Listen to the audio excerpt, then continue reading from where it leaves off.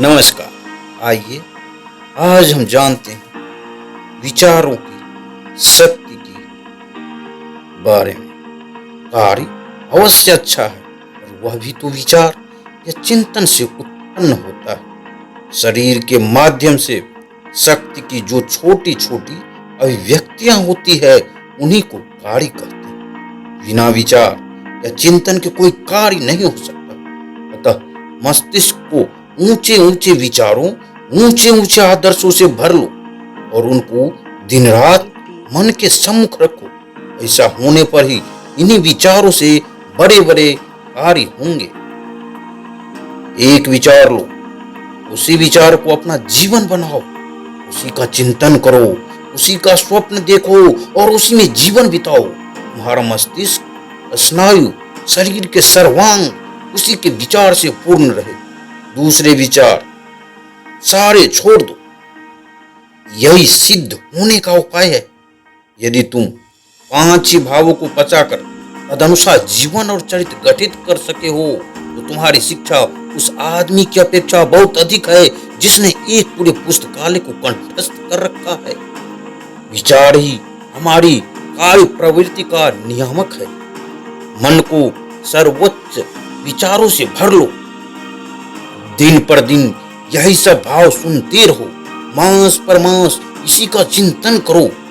पहले पहल सफलता न भी मिले पर कोई हानि नहीं।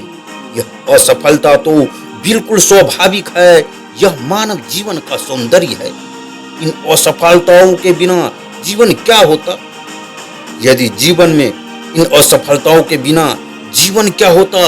यदि इस जीवन में इस असफलता को जय करने की चेष्टा न रहती, जीवन धारण करने का कोई प्रयोजन ही न रह जाता। उसके न रहने पर जीवन का कवित्व कहाँ रहता? केवल सत्कार्य करते रहो, सर्वथा पवित्र चिंतन करो और सत्य संस्कार रोकने का बस यही एक उपाय है। याद रखो कि जिस प्रकार तुम्हारे असत विचार और असत कार्य शेरों की तरह तुम पर कूद पड़ने की ताक में है, उसी प्रकार तुम्हारे सत विचार और सत्य कार्य भी हजारों देवताओं की शक्ति लेकर सर्वथा तुम्हारी रक्षा के लिए तैयार है।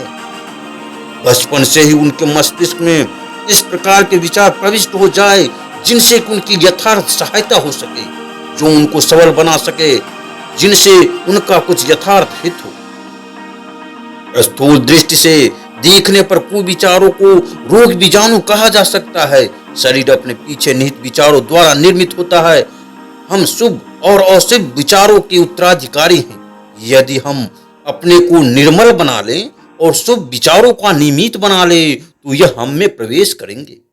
पवित्र आत्मा व्यक्ति अशुभ विचारों को ग्रहण नहीं कर सकता। अशुभ विचारों को पापी जनों के यहाँ सर्वोत्तम आश्रय मिलता है। वे बीजाणु जैसे होते हैं जो उपयुक्त क्षेत्र मिलने पर ही अंकुरित होते हैं और पनपते हैं। मैं हीन हूँ, मैं दीन हूँ, ऐसा कहते कहते मनुष्य वैसा ही हो जाता है। इसीलिए कहते हैं कि मनुष्य विचारों द्वारा निर्मित प्राणी है। वो जैसा सोचता है वैसा ही हो जाता है। हमारे साथ बने रहने के लिए आपका बहुत बहुत धन्यवाद।